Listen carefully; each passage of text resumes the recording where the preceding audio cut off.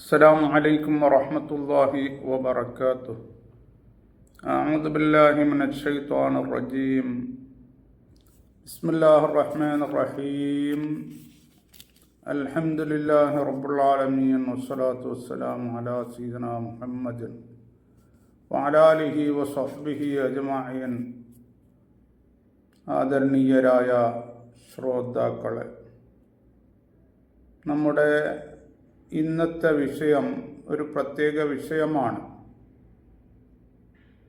അതായത് നമ്മുടെ ശരീരത്തെപ്പറ്റി.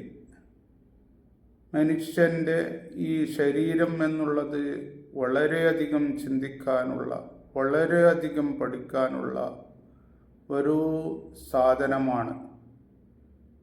പക്ഷേ നാം ചിന്തിക്കാറും പഠിക്കാറും ഇല്ല എന്നുള്ളത് ഒരർത്ഥത്തിൽ ഖേദകരം തന്നെയാണ്.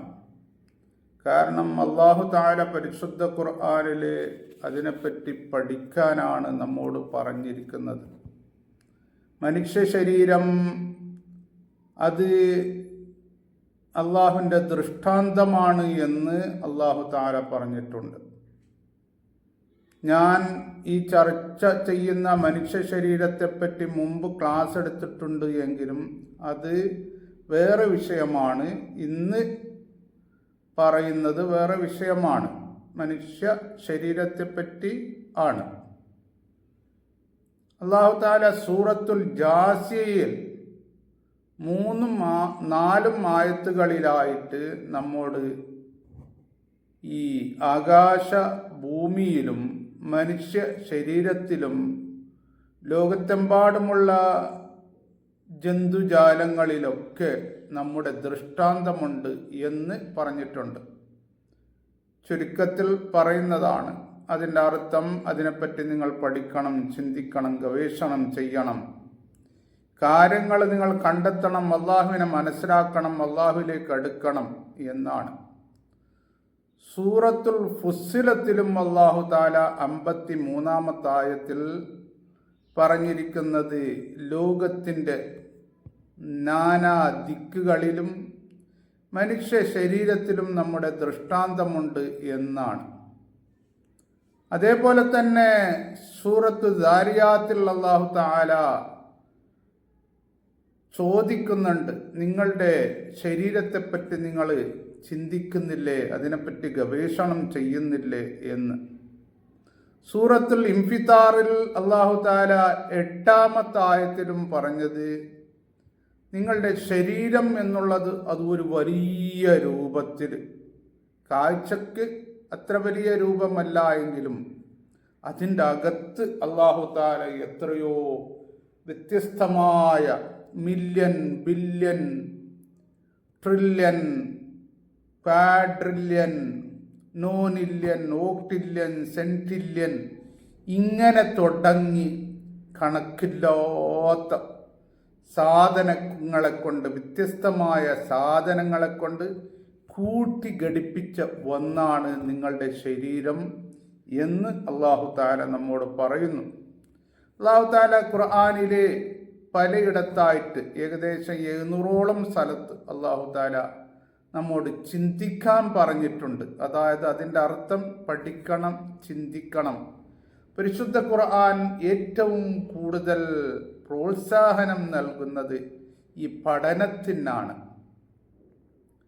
അതുകൊണ്ട് ഇവിടെ എന്തെങ്കിലും ജനത്തിന് ഉപദ്രവമാകുന്ന കാര്യത്തിൽ ഒരിക്കലും പരിശുദ്ധ ഖുർആൻ ഒരു സ്ഥലത്തും അങ്ങനെ പറഞ്ഞിട്ടില്ല. ജനങ്ങൾക്ക് നന്മയുണ്ടാകുന്ന, ജനങ്ങൾക്ക് ഉപകാരപ്രദമായ ഒരുപാട് കാര്യങ്ങളെപ്പറ്റി പരിശുദ്ധ ഖുർആനിൽ ഉണ്ട്. പക്ഷേ അതിനെപ്പറ്റി നന്നായി പഠിക്കണം എന്നുള്ളതാണ്. നമ്മുടെ വിഷയം ഇപ്പം മനുഷ്യ ശരീരമാണ്. ഡോക്ടർ സാലിഹ് ഹീനായി എന്ന് പറഞ്ഞ് ഒരു അതിവിദഗ്ധനായ ഡോക്ടർ ഒമാനിലുണ്ട്. അദ്ദേഹം മനുഷ്യ ശരീരത്തിൻ്റെ ഈ പാർട്സുകളെപ്പറ്റി അദ്ദേഹം ധാരാളം എഴുതിയിട്ടുണ്ട്. അങ്ങനെ പല ഗവേഷകരും പല ശാസ്ത്രജ്ഞരും മനുഷ്യ ശരീരത്തിനെ പറ്റി എഴുതിയിട്ടുണ്ട്. അദ്ദേഹം പറയുന്നത് നമ്മുടെ ഈ കിഡ്നി, വൃക്ക, ഈ വൃക്ക ഓരോ മനുഷ്യരുടെ വൃക്കയുടെ വെയിറ്റ്, അതിൻ്റെ ഭാരം ഒരു 125 ഗ്രാം, അല്ലെങ്കിൽ കുറച്ച് തടി കൂടിയ ആളാണെങ്കിൽ, ഫാറ്റാണ് ആള് എങ്കിൽ 150 വരെ വരാം. അത്രയേ ഉള്ളൂ ഗ്രാം, 125 മുതൽ 150. അപ്പോ ഓരോ ഈ വൃക്കയിലും കിഡ്നിയിലും 10 ലക്ഷം നെഫ്രോൺസുകൾ ഉണ്ട് എന്നാണ് അദ്ദേഹം പറയുന്നത്. അങ്ങനെ ഡോക്ടർ സാവിത്രിയ, അതുപോലെയുള്ള ഡോക്ടർ ജോൺ പവത്തിൽ, ഇങ്ങനെയുള്ള പലരും ഇതിനെപ്പറ്റി ഈ കാര്യങ്ങൾ പറഞ്ഞിട്ടുണ്ട്. ഇദ്ദേഹം പറയുന്നു, ഡോക്ടർ സാലിഹീനായി ഞാൻ പറഞ്ഞു, ഓരോ കിഡ്നിയിലും 10 ലക്ഷം നെഫ്രോൺസ് ഉണ്ട്. ചുരുക്കത്തിൽ നിങ്ങൾ മനസ്സിലാക്കുക, അതിൻ്റെ ഈ ശുദ്ധീകരിക്കാനുള്ള ഫിൽട്ടേഴ്സ്. ഓരോ നെഫ്രോൺസിലും ഓരോ ആർട്ടറീസുകളും വെയിൻസുകളും ഉണ്ട്. ചുരുക്കത്തിൽ നമുക്ക് അറിയാൻ വേണ്ടി ഞരമ്പുകൾ എന്ന് പറയാം. രക്തത്തെ പുറത്ത് കൊണ്ടുവരുന്നതും രക്തത്തെ അങ്ങോട്ട് കൊണ്ടുപോകുന്നതുമായ ഞരമ്പുകൾ ഉണ്ട് എന്ന് അദ്ദേഹം പറയുന്നുണ്ട്.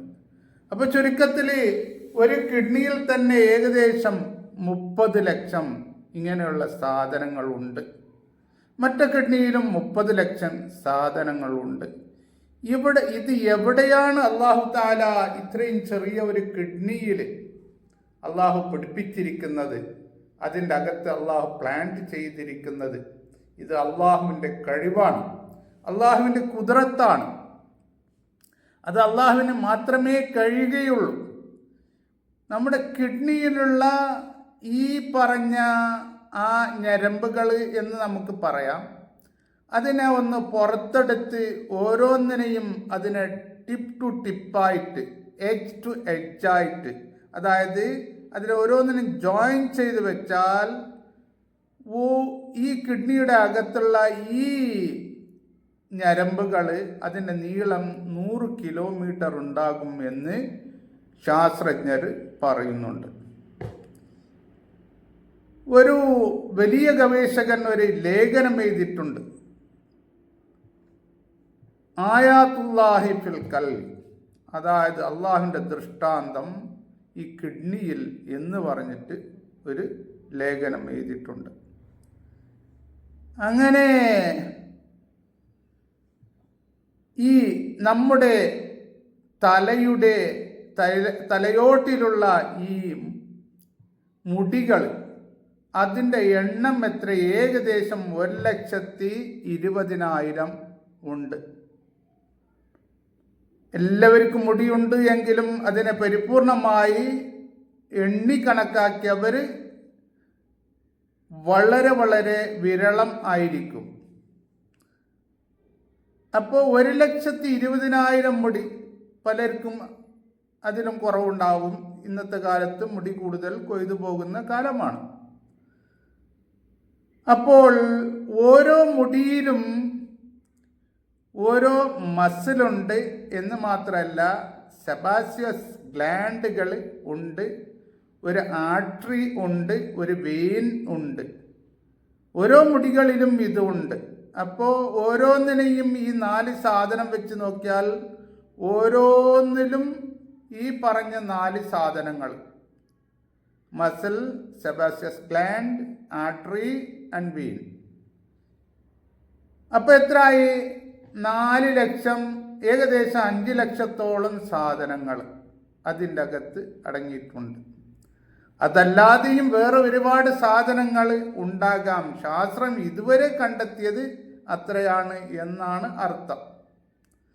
ശാസ്ത്രജ്ഞർ നിരന്തരം ദൈനംദിനം രാപ്പകൽ വ്യത്യാസമില്ലാതെ ഇങ്ങനെ കാര്യങ്ങൾ കണ്ടെത്തിക്കൊണ്ടേയിരിക്കുകയാണ്, ഗവേഷണങ്ങൾ ചെയ്തുകൊണ്ടേയിരിക്കുകയാണ്.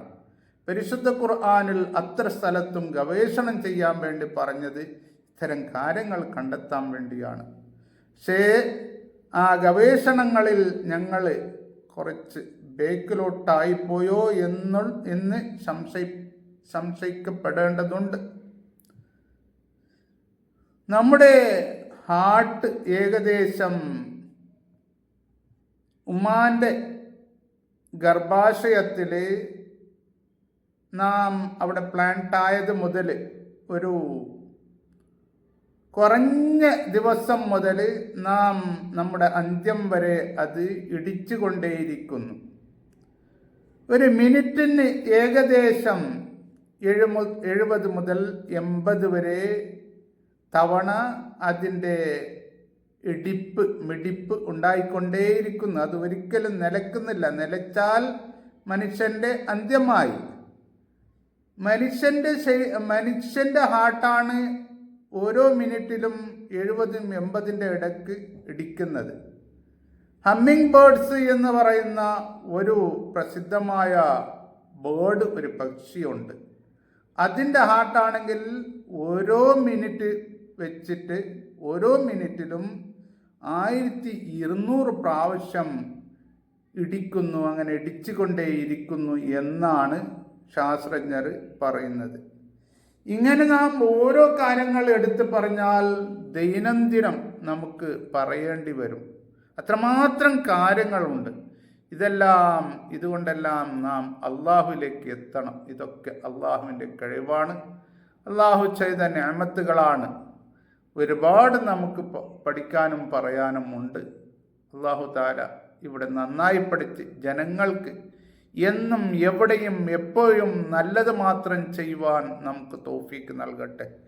ജീവിതത്തിൽ ഒരിക്കലും ഏതെങ്കിലും ഒരു നിലക്ക് ജനങ്ങൾക്ക് നമ്മുടെ പ്രവർത്തനം കൊണ്ടോ നമ്മുടെ വാക്ക് കൊണ്ടോ ജനങ്ങൾക്കോ അല്ലെങ്കിൽ മറ്റുള്ള മൃഗങ്ങൾക്കോ യാതൊരു നിലക്കുള്ള ബുദ്ധിമുട്ട് നമ്മെക്കൊണ്ട് വരാതിരിക്കട്ടെ. ആമീൻ. അസ്സലാമു അലൈക്കും വറഹ്മത്തുള്ളാഹി വബറകാതുഹു.